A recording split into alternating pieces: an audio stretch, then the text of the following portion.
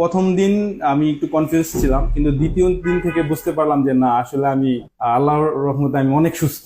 তখন 1 ঘন্টা পর্যন্ত আমি সহবাস করছি। আমি ইচ্ছা করলে কিন্তু আরো করতে পারতাম, মানে আরো 1 ঘন্টা করতে পারতাম। মানে আমার মনের যে একটা মনোবল, মানে মনের যে একটা ধারণা। আচ্ছা, তো এটা কি সত্য? টাইমটা হ্যাঁ হ্যাঁ, একদম সত্য। মানে আমার ওয়াইফ বলতেছে যে আমি তো টাইম ধরি নাই। হ্যাঁ হ্যাঁ। তো আমার ওয়াইফ বলতেছে যে আমি কিন্তু আজকে টাইম ধরছি। আচ্ছা আমি কই, তুমি কখন টাইম ধরলা? পরে কয় না, আমি আজকে টাইম ধরছি, 1 ঘন্টা হয়ে গেছে, পুরো 1 ঘন্টা হয়েছে। আমি কই, আমি তো চাইলে আরো করতে পারতাম। কয় না, আমার দ্বারা আর সম্ভব না। তাই? এটা বলছে।